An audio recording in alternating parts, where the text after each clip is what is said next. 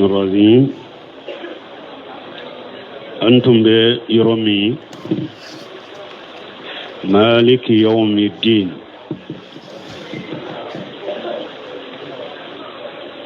مالك يوم الدين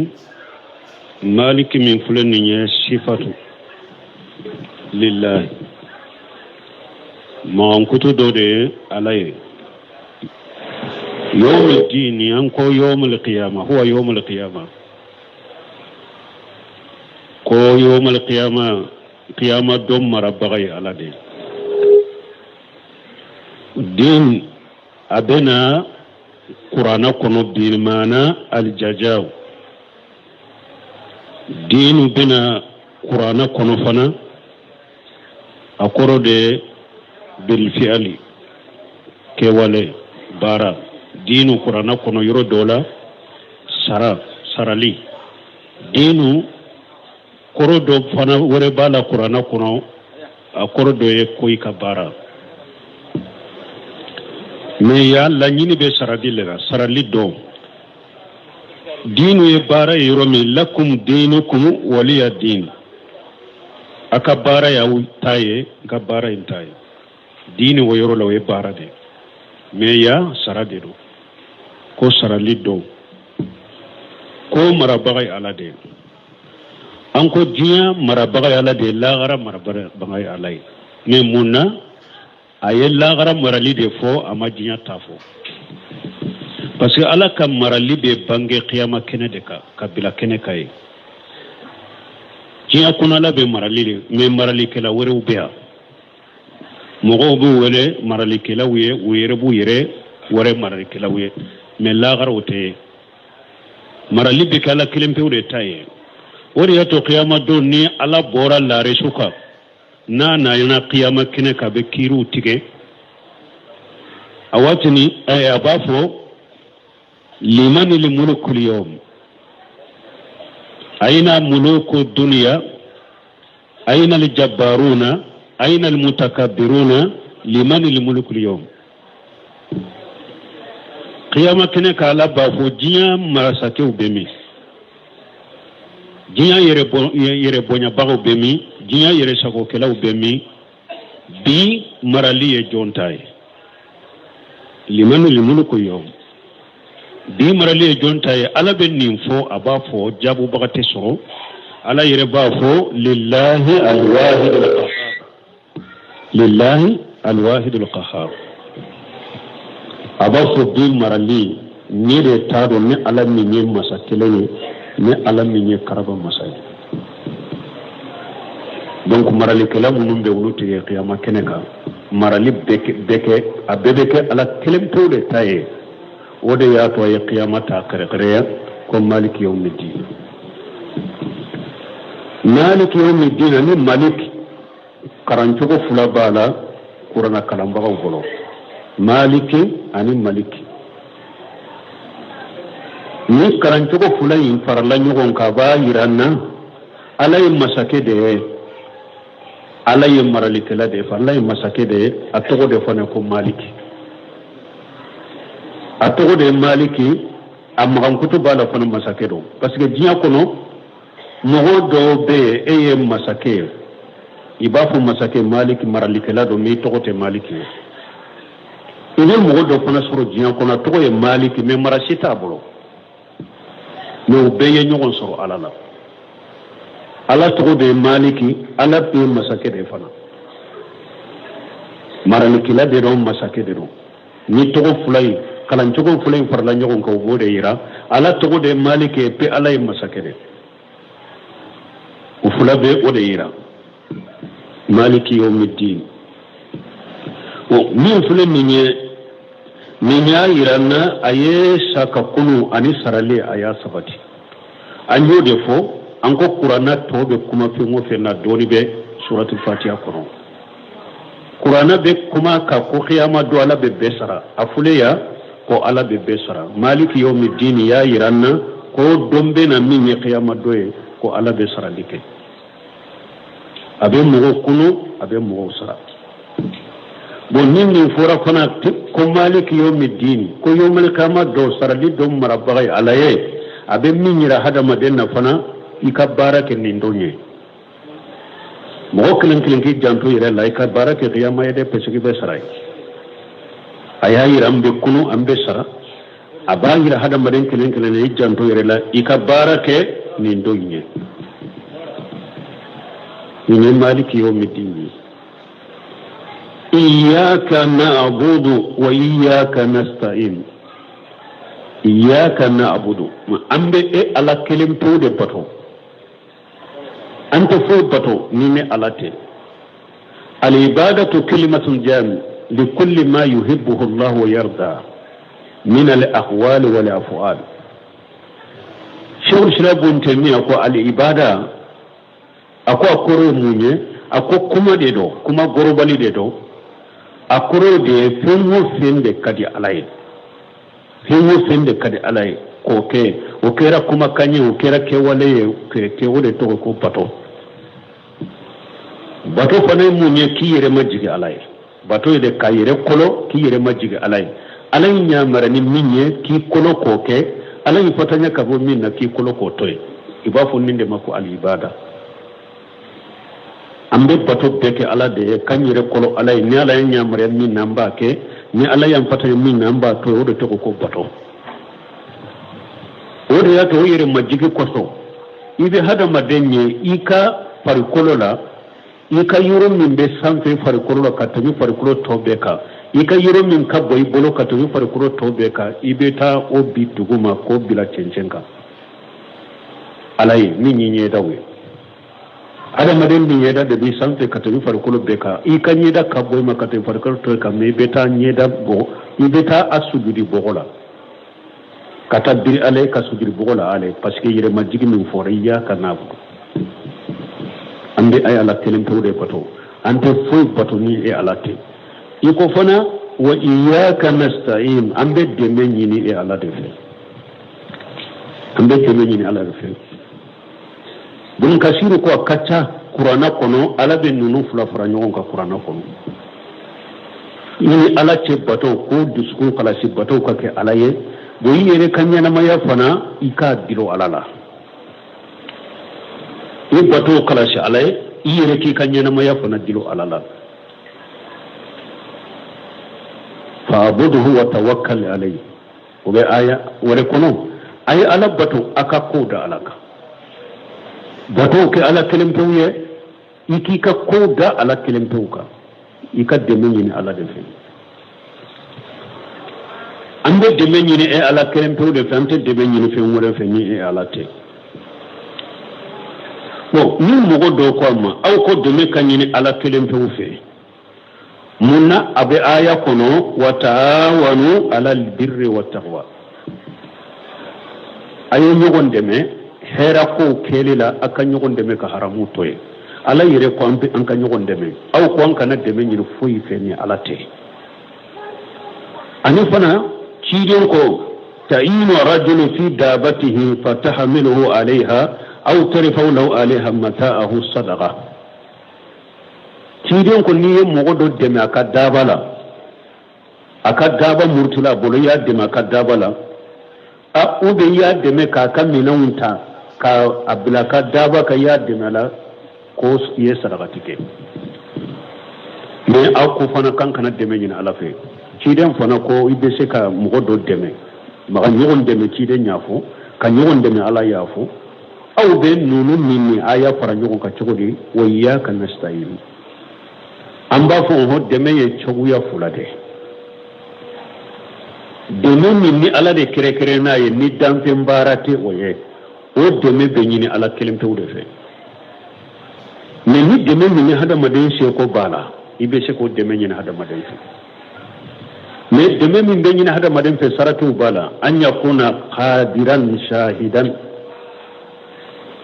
ibe deme ni hada maden min fa kasoro ibe deme min nyina fe abese ala akasoro fana atigi bi korode ate ko be ko be yoro werela atigi bi korode misali la sa e ka doni bi bolo doni griman do te sigi reñu mo do be ko karasande me kinyu bashi tenin de menina parce que ye deme ñina afe a bese min na a bese ke deme kiñu a ube mogo do be se tigi do e teri do i balima suru do se ba ye moyen ba bolo e nanama karasa se te ne de degum ben kan deme ni mananku ye i ka mananku de nema n be se ka baara kɛ cogo min se ba ye fana be se ka mananku di ma i be baara kɛ nin deme ñini basi te min na parce que a bese min kɔrɔ mais ni e nana ñini hadamaden fe ko den te e bolo ka den di e ma ou bien sanji desera sanji tigira ka sanji nati hadamaden te se nunu min de mete ñini hadamaden fe kelen bon hadamaden min fana e nata ñogon ka o b'a fɔ minnu ma ko seyigu ale bɛ a damana dugu de la e b'i damana dugu la ou bien ale b'a damana jamana la e bɛ damana jamana la ni e kɔnɔna filila yɔrɔ min i na ko ya seyigu fulana k'a wele ko a ka ko dɔ k'i a tɛ nin dɛmɛ ɲini tɛ bɛɛ i bɛ ala de wele nin na danfɛn tɛ se ka wele nin cogo la quoi donc dɛmɛ ɲini ye cogoya fila de dɛmɛ ɲini min kɛra ni ala ka baaraw la ni danfɛn ka baara tɛ n'i y'o dɛmɛ sugu ɲini danfɛn fɛ i ye filanan fara ala kan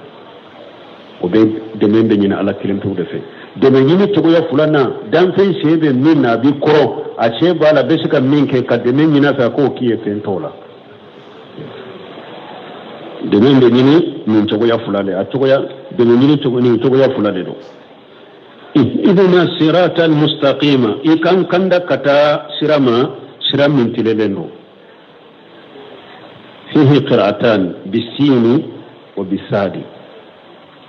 Qur'ana kalanbagaw bolo kalancogo fila b'a la dɔw b'a kalan a bɛ kalan ni sini a bɛ kalan ni sadi kan kanda ka taa sira ma sira min tilelen don bon tafsirkɛlaw ko ihdina sirata almustaqim تشاء الله تعالى علما نافعا وعملا صالحا صراط مستقيم كوري موني فلك على دلي كفلا دلا دوني نفما علما نافعا على كدوني نفما ديما اني على كبارا نيما نويا ين صراط لله ينين دوني نفما اني كبارا كني دوني نفما ين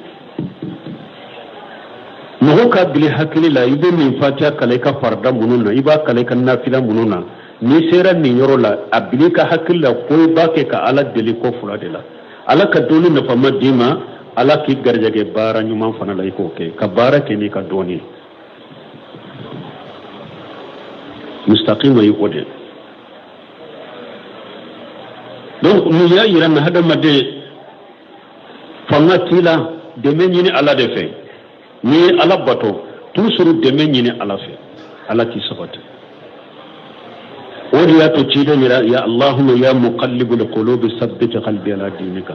wagati bɛɛ a b'a fɔ dusukun yɛlɛmabaga ni dusukun yɛlɛma ka sabati i ka bato kan hadamaden kɛra ala batola ye cogo o cogo i ma dafa dɛ dɛmɛ ɲini ala de fɛ hali bi dɛmɛ ɲini ala fɛ donc siratal mustaqima min filɛ nin ye kanda fana ni ko ihdina kanda ye cogoya fila de hidayatu rashadi wa hidayatu tawfiq hidayatu rashadi wa hidayatu tawfiq dɔw bɛ o fɔ ma nin kanda fila fɔ dɔw b'a fɔ hidayatu ilm wa rashadi wa hidayatu tawfiq wa amali kanda cogo fila de la hidayatu ilm wa rashadi kɔrɔ mun ye o ye de ala k'i ladɔnniya kow la nin ko dagalen don nin ko ye haramu ye k'i kanda ka taa kɛli ma k'i laso karisa nin ka ɲi a kɛ karisa nin ma ɲa to ye u b'a fɔ nin de ma ko hidayatul ilmi wa irsal i y'a tigi ladɔnniya k'a bilasira i y'a ladɔnniya k'a bilasira o ye hidayatul ilmi wa irsal jɔn o bɛ jɔn bolo jɔn ka baara ye o de cidenw ka baara ye o de welelikɛlaw ka baara ye o de e ka mɔgɔw ladɔnniya nin ka ɲi nin man ɲi a ye nin k'a ye nin to ye o bɛ hadamaden bolo mais hidayati tawfiq wa amali k'i bɛ se ma i y'i ladɔnniya min na i y'i ɲamariya min na k'i b'i se ma i k'a kɛ ka baara kɛ na o bɛ ala de bolo o b'a fɔ de ma ko hidayati tawfiq wal amali nin kanda fula ala ye kelen bɔ ciden bolo a ye kelen to a bolo hidayat at-tawfiq ala yogo abolo tumami cide yide bambana ka fo ale binanken ka kandade ala ko man innaka la tahdi man hababuta walakin Allah yahdi man yasha akoy muhammadu te sika mo kanda koy min kadiye ni ala de be mo kanda min kadiye me kanda kan noni ka do mo do sukunna ki be se maki ika barake na yobe ala de bolo wote jombolo me kanda chogo ya fulana ala yo di cide ma innaka la tahdi ila sirati mustaqim aya wure la ko cide ma e bake kam mo kanda kata sirama de min tilele no wa ya hidayatul ilmi wa irshad donc kanda yenyi chogo ya fulade ni ko ihidina sirata abe ko miye kanda chogo ya fulay be nyine ala fe iye kanda chogo ya fula ala la dunya ikim bila sira ka sira yirinna ala ika kenye fana ninye min don ka barake na ni ko ihidina sirata almustaqim kanda fulay be baka kunyine ala fo bili hakilila fatiha kalanto ibake ka kala ala nyina la ka cinya yirila kila dunia cinyala ibake ka ala telefona ka kiye ka barake na kanda yi to ya fulade ihdina siratal mustaqim bon mais ana ko siratal mustaqima wa ya yiranna ko siraw dobe a jengeleno o ya yiranna ko sira jengelembe ni ko ala ko sira tilele ni ya yiranna sira jengelembe ibake kala jalalati ti sira jengelema wa ala allah qasidu sabil wa minha ja'ir ala ko sira tilele kide mi sira min nana o de be se alema na ko sira udo be ulu be jenge ka bo alema donc ni ya yira na sira tilelembe sira jengelembe sira udo be ulu jengelendo de mo ibake kala jalaki bila sira tilelenka o de ihdina siratal mustaqim صراط الذين أنعمت عليهم غير المغضوب عليهم ولا الضالين أو ثم ميالا جلاكي بلا صراط للنكا أنكو علم نافيا وعمل صالحا ويودي أن هداية العلم والرشاد أن هداية التوفيق والعمل يا الله دليل ناني لا كوفي دوني نفمالك ديما ala ka kiye ka barake ni donin na famai bo ala ka tinya yirila ala ka kiye ka barake ni tinya o temena bo si sayina na ala deli ko tigi ala nin ko sira tilele iye nema ke mugo munun ka sira de kodo de siratal ladina ani amta alayhim iye nema ke mugo munun ka ulu de ka sira kodo ikin bila ulu ka sira de ka qur'ana be nyogon tawsiri de ala yennema ke mogo jumanka man yuti llaha wa rasulahu fa ulaika ma alladhina an'ama Allahu alayhim min an-nabiyyin was-siddiqin was-shuhada'i was-salihin wa hasuna ulaika rafiqa an'amta alayhim ukakibariya bi suratu nisa kono nabi nimam ma alladhina an'ama alayhim من النبيين نبيهم والصديقين نتشنا تيغو كما أبو بكر الصديق والصديقين والشهداء أن يشهدوا سوء والصالحين أن يمغنمون نغروبنا ني يفلك على دليكو على كا إبلا نونون لك شركا يقول على أن أمت عليهم هذا النعمة كمغمونك نبيهم كسرا بلاكا كياتكو كسرا يكين بلاكا seydi su mogo ñumon mbila nununde ka siraka il faut que ala deli o de la غير المغضوب عليهم من يتنيا دو وما باركناي ويتنيا دو وما باركناي توسرك لو يو بلا موجه منك يهوديو بيتنيا دو وما باركناي ولا دالين من فنا ببارك مدوني توبلو دون كبا يوبا دونكا نصارو مي سفيان بن وينكو أكون مغو تشيانا سلاما دون كبا تشيانا أكو يهودا ونغنادي أكو ako silamo kabbato kala ciyana yen nasara yugunay man fasada min ulama'ina fa fihi shibahu min al-yahudi akon ka doni ke ba dugu yara na ciyana yahuda yuguna de do wa man fasada min ubadina fa fihi shibahu min an-nasara akon kabbato kala ciyana o yen nasara yugunay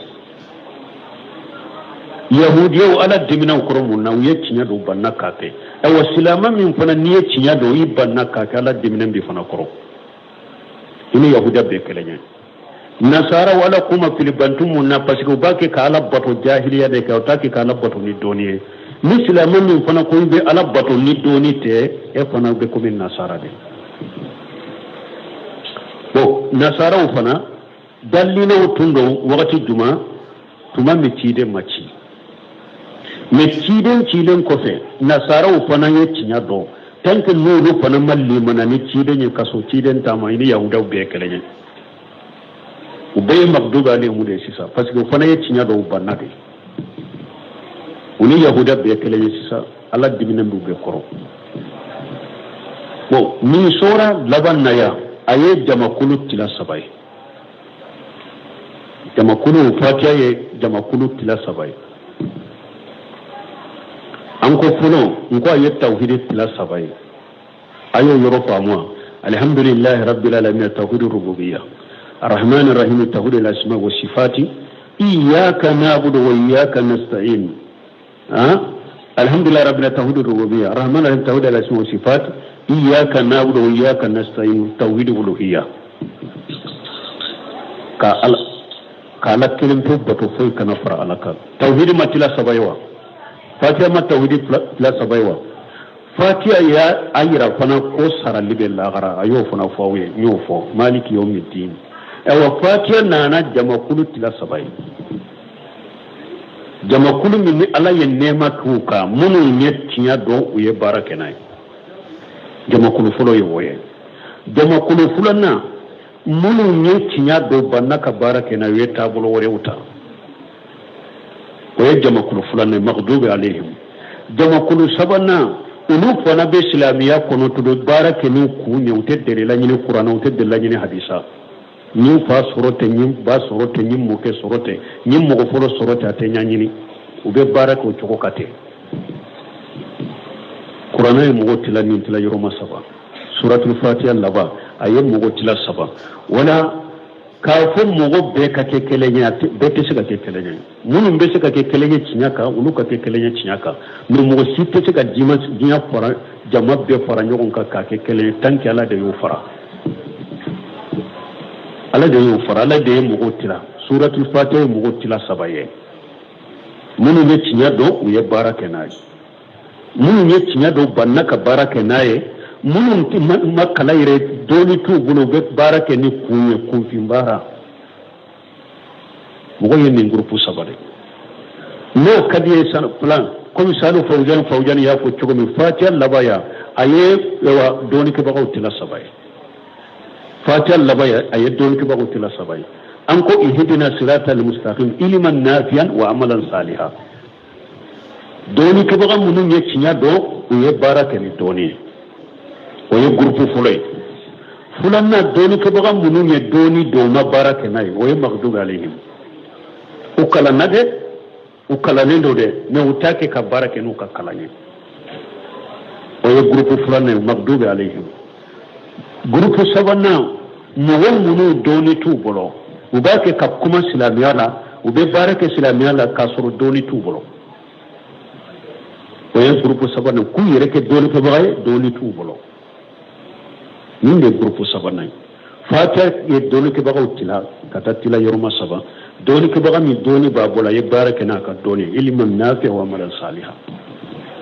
doni ke baga dobe kala nin fule doni babola me baraka na maghdubi alayhim doni do go fana be doni tabula bake ka baraka dina kono na kunkoloy kun finyai ine mugo 7 ni qur'ana yitla aye groupe tila 7 ka doni ke baga fana ku tila 7 tuman ibn Sina kuma nan yoro kaka tafsiri kono ako alayhim ako kalancho ko fula bala bidammi lihayi wa kasri lihayi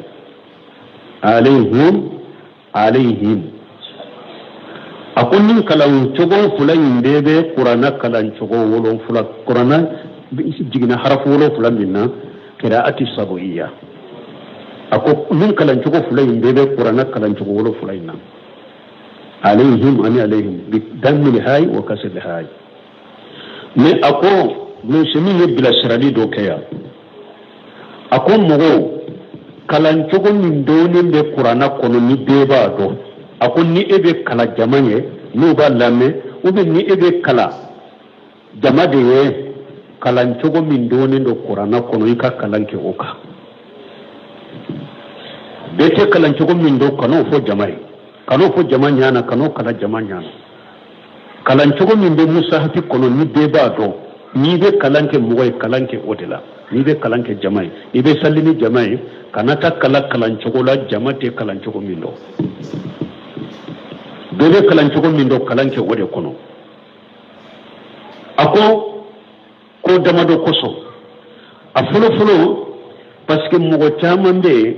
ube qur'ana bonya bi bolo bonya bu dusukun kono qur'ana bonya bi bolo mogo munu makala unu nyana qur'ana kono bora ala de fe fo cogo kelen de be ola akaramana bonya bu dusukun kono ni e tora kata qur'ana kala kalan cogo werela ni nu unu ten min do abe dogo qur'ana bonya la dusukun kono abe dogo qur'ana bonya la dusukun kono ba fo aja qur'ana yere fana cogo fo cogo kelen tala abe dogo qur'ana bonya la dusukun kono kele afulada e kalam baga min ye kalan cogo do kala wulu koro wulu nyana uya no madeli kame abada ube etuhuma ko ye qur'ana tiya kon nin fana ye qur'ana kala cogo do la binne ma famude ube etuhuma ke ko ede ye qur'ana kolo tiya kashiga kasoro e ya kala cogo ma be kala cogo la mais ulu to do ulu ba jatemina ko ye qur'ana de tiya ube tuhuma ni qur'ana kala tiya liye ko ye karna kala ka cogo tiya nin bala nin tiya li bala ni kalan cogo ke jamanya na ute mindo tiɲɛli fɔlɔ ye min ye a tiɲɛli sabanan ye mun ye min ma kala ni a ye e ka kalancogo in mɛn ale tun bɛ mun do ka kɔrɔ a dalen bɛ la ko e kalalen de a ye nin kalancogo min e la a b'a yisaye ko a b'i ladege nin kalancogo la a b'a yisaye ko a fana b'a kala komi e y'a kala cogo min bon a y'a sɔrɔ ale kalalen tɛ a tun bɛ min do a tɛ se ka kalan kɛ o kan e ye min kala a tɛ se ka kalan k'o kan a bɛ se ka kuranna tiɲɛ kuranna tiɲɛlen bɛ to a bolo a tun b'a ta min kan a bɛ bɔ a kan a tɛ se ka e ta in fana kɛ a bɛ balo palon la kuranna bɛ tiɲɛ a bolo donc o de kosɔn Ali ibn Abi Talib ko hadisu nasa bima yarifuna atuhibbuna yukajjiba Allah wa rasulahu wala tabul Ali ibn Abi Talib ko ako ayu mugo bara nyogonya ka kuma fo mugo ye u be min fam mugo be min do o de fo mugo ye ako ayu kuma fo mugo ye u be min do yala ba fu kala de galontiga ya wo ba fu ka ci de galontiga yawa parce que ni eye pen fo mugo ye sisa le ta do hakili mashama e abesika ewa eye min ko abesika fo ni nyangalon de sa donc ni ale yo galon donye ala galontiga enya kuma yin fuwa nyana de aba ko kala de galontiga ya ba ba fu ka ci de galontiga yawa mogo be min do ayo fo mogo ye Abdullah ibn Mas'ud fana ko innaka lan tuhaddisa qawma hadisa la tablughu uquluhum illa kana libadihim fitna Abdullah ibn Mas'ud ko ako e fule ite kuma si fo mogo ye kuma min nu ka hakili masuma ko o kuma be ka do ma fitina ye ni kuma fo mogo ye ka hakili mase kuma minna kuma imbe ka do ma fitina ye ema hari Umar ibn Khattab anko Qur'an jigina harafu wolon fula de la mais tuma min farafin kuma sera ka do dina la unne ne kuma sera ka fonko nyogonya Usmana ya Qur'an sagi kata harafu kelena harafu to aye ulu jani har shebo don yuna na kalancogo doko Umar ibn Khattab Hisam bin Hakam Umaru ya me aye aya do kalancogo ya dola Umaru madelika aye me o chogola Umaru ya nankariya Hisam bin Hakamika ko ale qur'ana cinya ale qur'ana kala min cogo min cogote hisam ibn hakam yin umaru sama umabbe utara ci den fe uye ko so mabbe utara ci den fe ci don ko hisam ibn hakam ma e ka kala ya kala cogo min umaru ya me akalan kame hisam ibn hakam ya qur'ana kala ci den ko haka ja unjila akwa jibina min cogo de la ako umaru e fana kitafo umaru fana ya ha ayin famu cogo mi aya kala cogo la ci den ko haka ja unjila akwa ajigna din cogo de la be ta kera sababai mi har munu yere sai ba yo ulu yere kale la kan yugon so ko nyugon la se ci de maw ni e yo o nyugona ke kum fi nyana do parce que kala mbako do fana ba ko ala de be dusukun do fana be nonun ke ku yere de yira ka yira be qur'ana kalan cogo modeli be do salli kono dro bu ubetu yere kala modeli dola kasor bebe kala mindo mustahfila ubetu bala kalan cogo werela qur'ana kalan cogo werela ko salli ni mo wiye ka yira ala de be dusukun do de na kala hala ba yira de ne be qur'ana kalan cogo be do ba fe ka do kala na wiye bi don ko ko kanake bebe mindo jamana dembe bindo bebe mindo kala no ye ini ka kalan cogo min ke yere ke o ke ni yere bi dama o be ni bi ka kalan de uncela nubu la kala o kalan cogo fuye me ni be sallini misiri jama ni jama de bebe kalan cogo min do o foni mo ye o foni mo ye kana mo fitina ikana mo la sika qur'ana la ikana barali go qur'ana la mo dusukun kono donc buru simin ko mo kan nim famu mo kan nim famu qur'ana kalana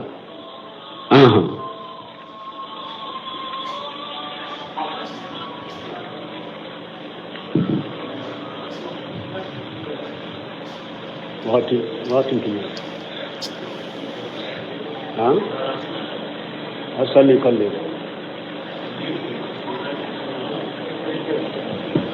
Sezer